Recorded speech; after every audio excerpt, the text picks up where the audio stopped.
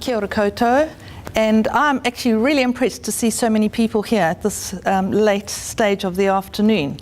So I didn't think I was going to get many people at all, and I was going to say, I've made a few copies of my presentation, so if anybody wants to read it in paper form, they're welcome to take one.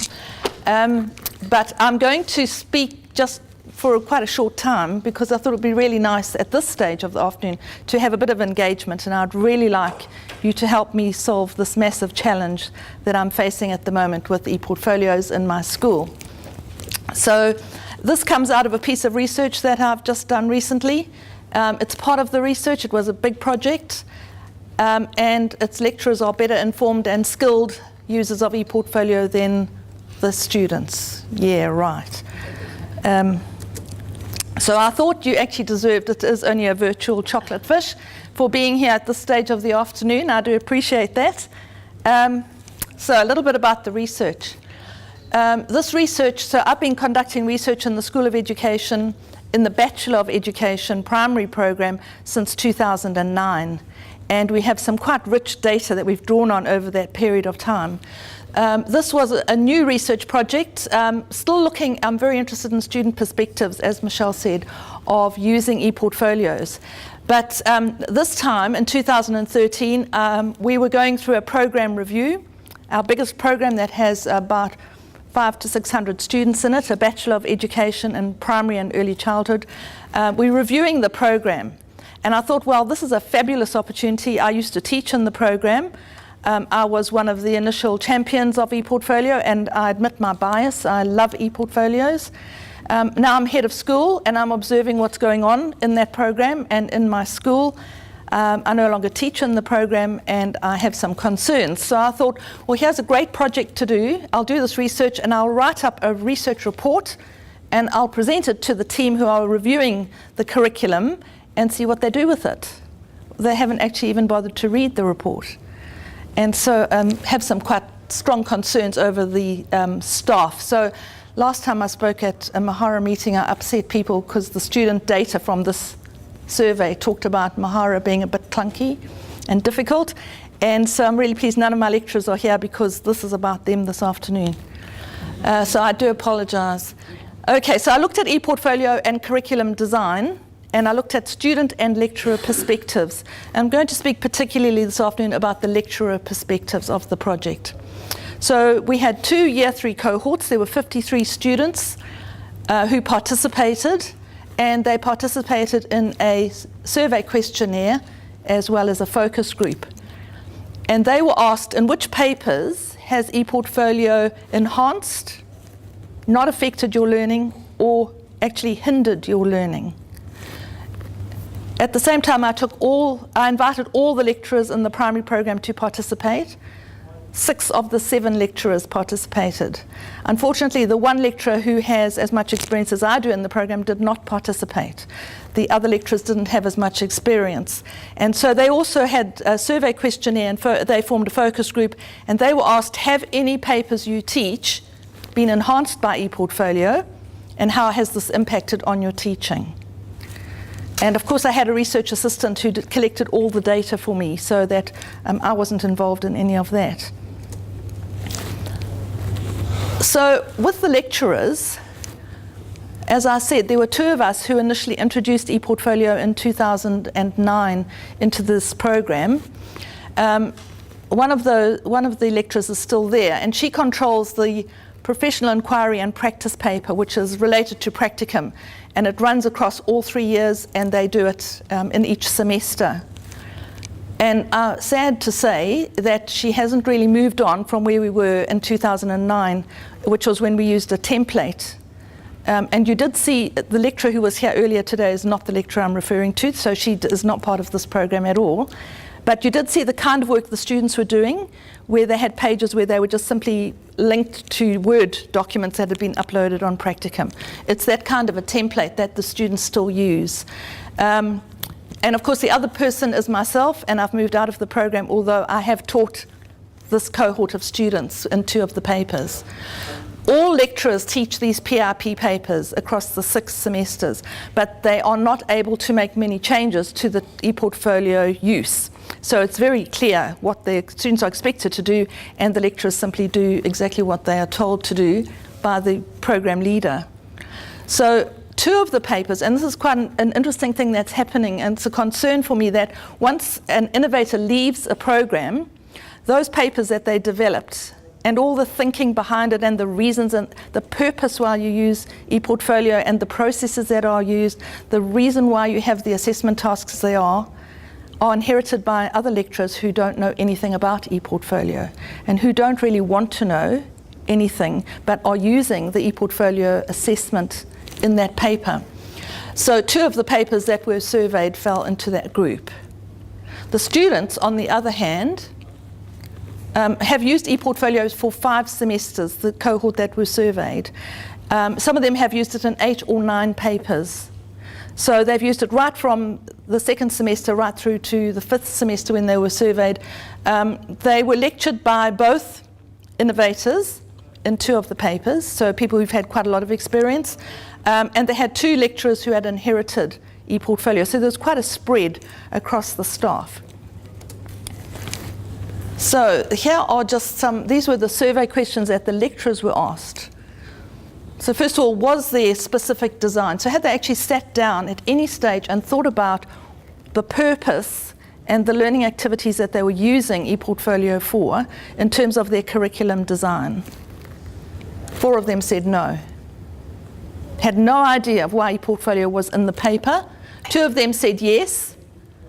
One of them was somebody who's just beginning to introduce ePortfolios and had found it quite successful.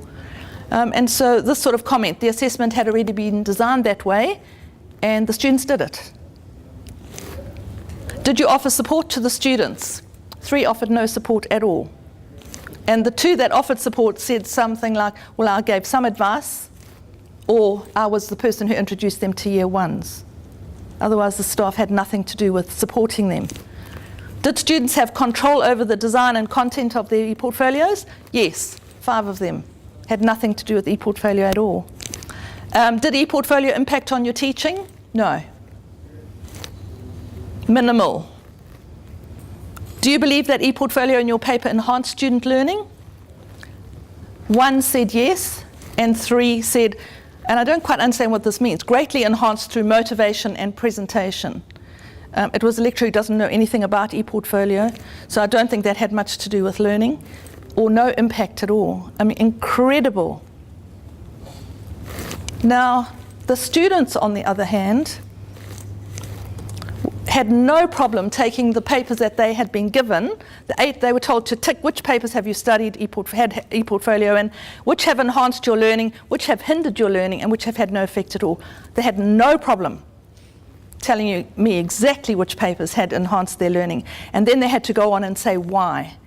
And they gave really rich answers as to why it worked or why it didn't work for them. And so I'm just going to give you 3 of the findings.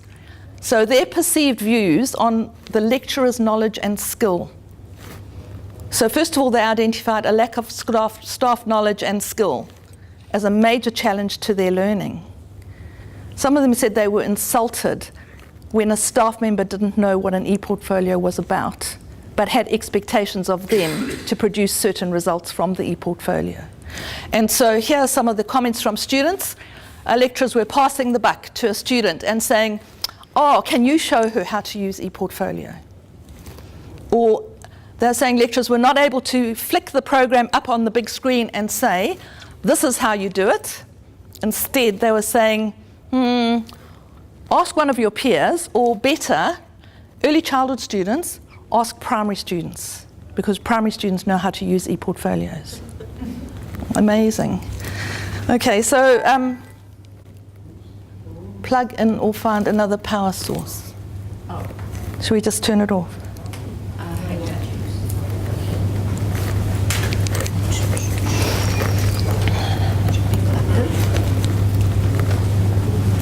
On the other hand, where they had had a lecturer who knew what was going on with ePortfolios, they said the lecturer had an expectation that was quite doable and manageable. So the lecturer knew what to expect from an ePortfolio, and their expectations were quite easy to meet. Why don't we just try and do the next slide? Probably last. There we go. Thank you. Okay. I'll talk faster. We were looking for the park. Okay, there was a very, very clear disconnect when I looked at and analysed the data, a very clear disconnect in the perceptions of students and lecturers about the pedagogical aspects of ePortfolio. And I think my staff are bored to tears with me going on about, ePortfolio is great as a tool. You can use it for storage, you can use it as a blog, but why are you using it? How do you use it as a pedagogy? And it's trying to shift the staff from seeing it as a tool, and the students as well, to seeing it as a pedagogy. And some of the students, they find it really hard to articulate their learning. That is something else we've seen. So we can see the evidence in their entries about the way in which they're expressing themselves, or they're integrating knowledge, or they are relating and evidencing. They find it really hard to articulate that themselves. So one student here we use e-posters quite a lot. So it's a totally different way of expressing your learning. So how did you learn through this experience? Put it up in images. You're not allowed to write a lot of text. And so through those images, you have to actually tell the story. And the students love it because they see that it actually pulls something out of them that academic essays don't. So they can't just follow this recipe of using academic sources and just putting it out there. It's about me now. I'm putting myself out there because I've got to show through these images what I learned about, really how my learning related to the goals that I had set myself. And so students are saying things like, I was able to effectively tell a story of achievement through uploading pictures and little captions. I learned to interpret and create meaning through a selection. Gone. It's that time of the afternoon where everything shuts down at AUT. What sort of machine is it? Maybe that's a printout of a presentation, right? I've got one. Here we go. Oh, you've got it. Okay. Yeah. So what the students are talking about is the pedagogy that underlies the assessment. So they were able to actually see the alignment between the aims of a paper, the learning outcomes of the paper, how that was translated through some of the activities they had to do into the actual assessment task that they did. And for them, that was where it worked. They could clearly see that was the purpose of ePortfolio in that particular paper. Otherwise, students were saying there was no point to the ePortfolio at all. The lecturers, on the other hand, got nowhere near pedagogy at all. Their comments were around ePortfolio as a tool. So the ePortfolio easily brings everything to one place, which is easily accessible and portable. And that really, for the lecturers, is what ePortfolio is about. For the students, it's about something much, much more than that. So one of the students' comments was, they still go to the tool. Of course, they talk about, I could submit my assignments while I lay on the couch at home. They love that aspect of ePortfolio. So the third one is about students have experience of crafting their own ePortfolios, whereas lecturers do not own any portfolios at all. And so I think this student comment is really useful. I think if the lecturers got onto it and actually use it themselves, they will understand how it works. And then what they ask of us is actually doable. Wouldn't it be good for lecturers to take this on board and make up their own Mahara page where we can go and have access and see what their journey is at the moment and what they are passionate about? So lecturers also having ePortfolios and opening those up to their students. So my challenge really is, can we sustain that level of student learning through ePortfolio where it's used as a pedagogy if the current staff are unable to match their student understanding of the ePortfolio purpose, practice, and skill? And that's a huge thing. So one of the papers that I designed was quite complex, and the ePortfolio was used to show a whole lot of different levels of learning. And when I did it with the students, they really valued the use of ePortfolio to demonstrate that learning. The lecturer who inherited that from me, the student comments on that paper were very divided. So some of the students were able to see that there was alignment in some of the outcomes and the learning activities. Other students said it was a complete waste of time. Couldn't see any value in the ePortfolio at all. And so that really showed that unless I think you make it explicit, so unless lecturers are passionate about what they're doing, unless they believe in what they're doing, and unless they make explicit to their students why they are using ePortfolio, then really and truly, perhaps we shouldn't be using it. So my challenge is around what I know needs to happen, and that is staff professional development.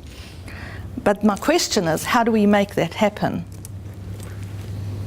Okay, so just a little bit, the literature tells us it's nothing new. Everybody knows the essence of ePortfolio success is getting staff on board and getting staff buy-in. And this is what makes the difference to sustain it over time.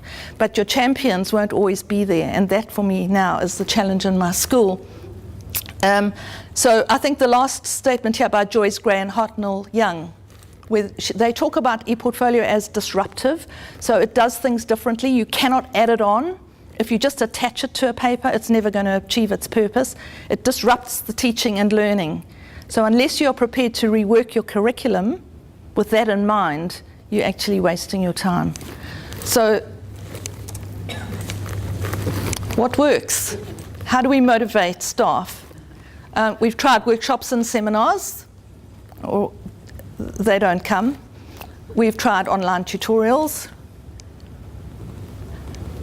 We've tried sharing staff research. So, I mean, we have people in the school. I've done a lot of research. I've published it in school. You know, the school's available. Staff can read it. They're not really interested. I mean, nobody else is here today. Something that we have done, which I think is going to be quite interesting, are these two. Playing around with the idea of getting a group of people who are willing to pilot doing their IDPs and appraisals and building up an ePortfolio, and also teacher registration. So if we do something like that and they're keen and enthusiastic, and maybe we give them some badges and they become motivated, and then others get to hear what it's about. That might be one way to go. Another thing is that all our students do the graduating teacher standards, and at the end of last year, every staff member was asked to meet with 8 students face-to-face, look at their ePortfolios, hear their story of how they were achieving these graduating standards, and there was quite a buzz around the place. So now there's a group of people who've actually gone into ePortfolios, looked at them, perhaps they are ready and ripe for the next step in terms of, well, how do I use these ePortfolios for pedagogy? But what else? Has anybody tried anything else that's worked? I quite like your second to last option, actually getting them to assess or appraise. I think that means involvement. Yeah. Is there any particular reason that they're just not into it? Oh, they'll tell you, too busy, workloads are too full. You give me time and I'll do it. Yeah, but it's really, it's a lack of interest, I think.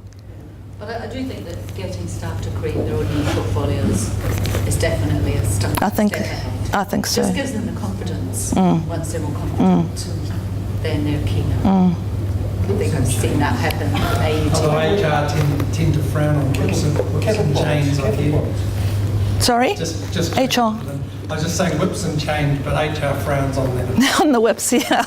Well, I'm getting ready to use mine. The second last one, it's the old what's in it for me.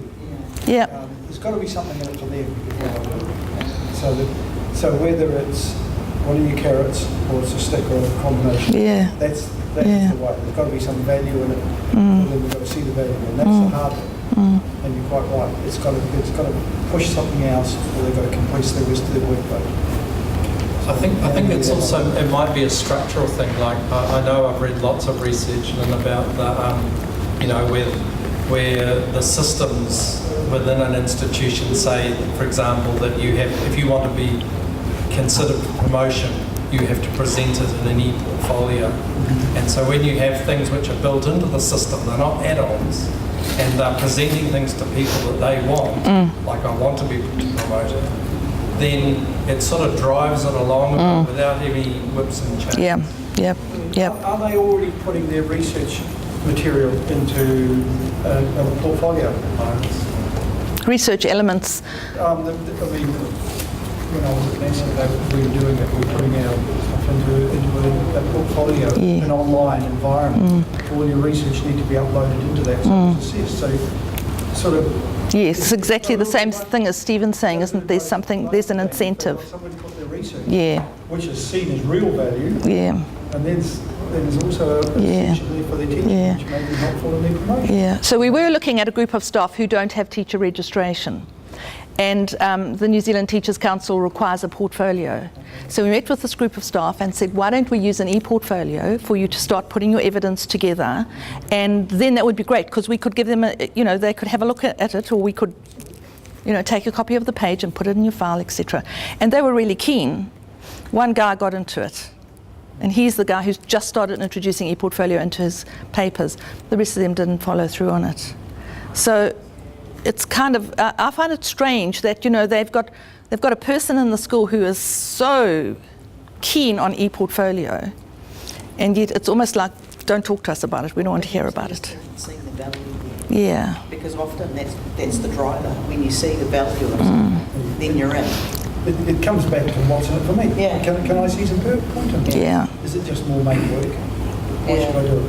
And also I think you've got to take into account things like Roger's diffusion of innovation type ideas, that any innovative idea has certain criteria it has to meet, which will influence the adoption curve.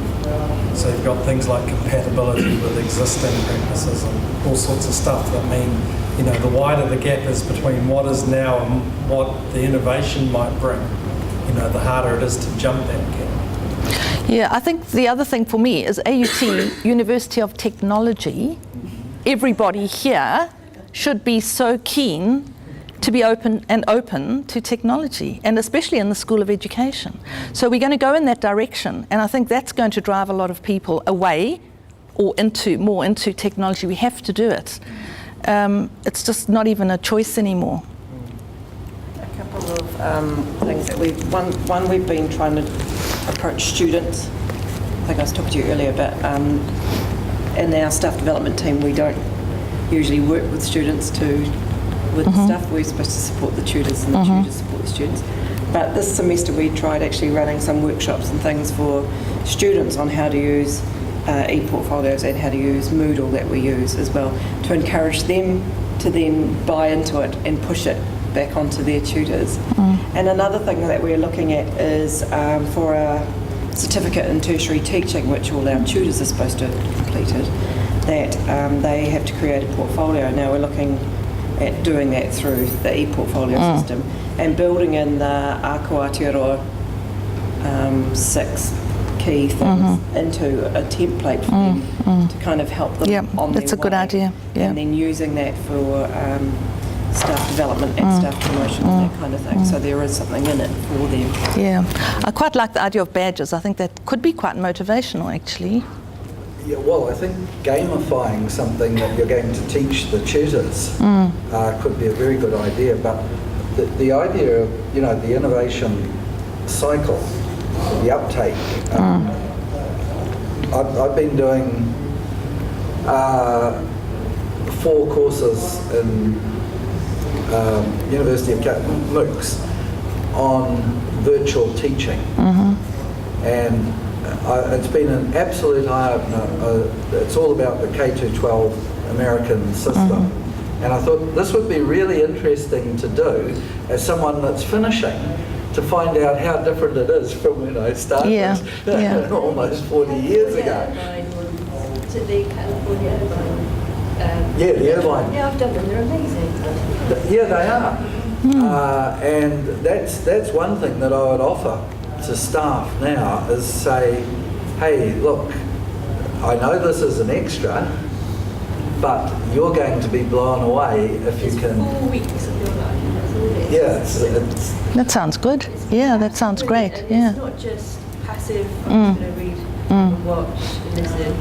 You actually do assessments, and your work is peer assessed by people who you have no idea who they are. You get their feedback. You get a real buzz, don't you, when you do it? Yeah. It's a Yeah. really good experience. Yeah. and if the department paid the $49 fee for a verified certificate, of course that's the equivalent of an open badge. acceptance carries the weight of the university. Yeah, and I think the other thing is we are looking at accreditation for tertiary lecturers, and that's a good way to go as well. So then you could actually have like a short course or a middle module on ePortfolio, and that would be part of your... Yep. And then people would, I think once they start using it and they see the value of it, I can see for marking, for me, when I was grading my students, it was easier to do it on ePortfolio because everyone was so different, and they're not beautiful, but they are just, they're a reflection of that student. They're great. And so then I'd rather do that than mark a whole pile of academic essays. And so that does motivate you to think differently. Yeah. If there's a distinction between the face-to-face and the online, whether there's more of an uptake if you are already teaching online as opposed to face-to-face. It could be. Yeah, ours are all face-to-face. Face-to-face, now I wonder if there's something like that. But I was also thinking about the point about, the portfolios for teachers for teaching awards and so on. They're still hard copy, so there isn't much incentive. I think Aotearoa's national one is still hard copy. It's all hard copy. So, it's got to come.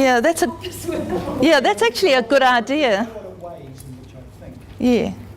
you could chip away at this, but it needs to be sort of concerted in some way and coordinated. Well, you see, I've now got myself into a position where I've actually got quite a lot of power, and I'm quite tempted to use it. So I'm the Associate Dean of Learning and Teaching in my faculty, and I do the awards for, the teaching awards. So I could quite easily say, this year they've got to be in on ePortfolio. Further is still hard copy, so I think that there's conversations up and down and sideways. But I think the notion of being purposeful is really important, and certainly in the group that we work with, if it's a shared research project that you all have to go in to collaborate with each other or something like that, there's got to be a purpose. Same as with students. So I think stop. I mean, your professional development model, if staff in their performance reviews have to demonstrate the professional development over the course of a period of time. Yeah, it's an ideal. It's a good place to put it. Absolutely, it's ideal.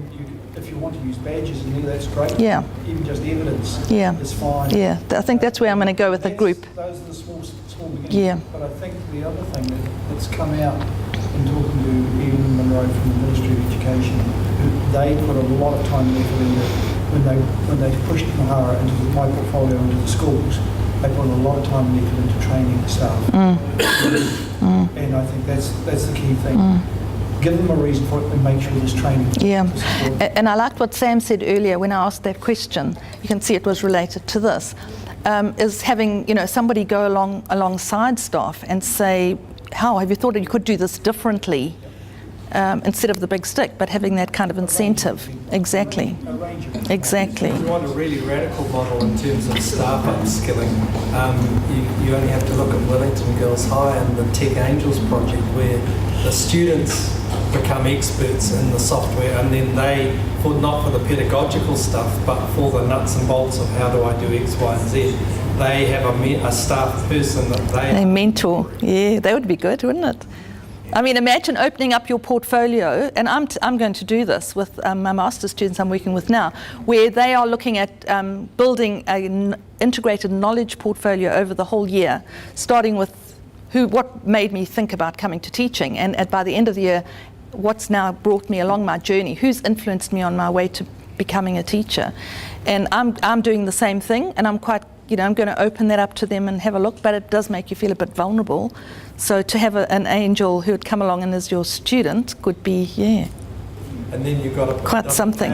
Because I've been looking at this idea of peer-student tutoring for a while in a range of contexts, and I think I'm just about got it sort of sorted in my head enough to go and see my manager and say, what about this? Or could we try this at least? Because I think there are enough payoffs for the student and for the peers and for the staff members who are accepting enough to be able to accept for the whole thing to actually work. And I think, just to conclude, the student is so important in terms of the fact that these students are autonomous learners. They spend hours on the ePortfolio. They just love the platform. It would be such a pity for this to now die out in the school, for lack of interest from the staff. So I've got to find a way through it and around it, yeah. And maybe it's a group of people together who work on this. So, The staff your results and your feedback. be pardon? Have you shown your staff the feedback that you've got? Oh, no, they're not interested to know. So I've put out the document, nobody's read it. And the whole thing was, it's got to be, in Joy is and Hartnell Young, what they're saying is it needs to be implemented at a program level, not at a paper level. So it was done so that I could hopefully have some influence in the program level, where they'd look and say, how are we going to use it in this program? Where are we going to use it, and why are we using it? Well, they haven't read the document, and I could come in with the big stick and insist on it, but it's more, I'd quite like them to come to that themselves. Do you have the ability to have other champions? Like sometimes that creates positive. Yeah, I'm thinking about this morning. I need to identify some more people who I can work through. Well, yeah. You get some extra people Yeah. and it creates a different dynamic. Yeah. And then it gets a little bit competitive in a positive way. Yeah. Because it's kind of like, oh, hang on a minute. You Yeah. just come in here and, maybe I better get my act together. Yeah. So sometimes that can happen too. And I wonder too, because Lynn, it's really, as I see it, it's about organisational change. Some of that is, and that maybe there's a kind of a critical friend somewhere else in the university that could, there's someone who's in, say, management school or its equivalent that could actually give you some tips about organisational change, because that's partly what you're grappling with. Yeah, and you see, I'm prepared to bring that change to the school. Sure. It's to break through the existing lethargy, really. Yeah. Well, thank you very much. You've given me something to think about.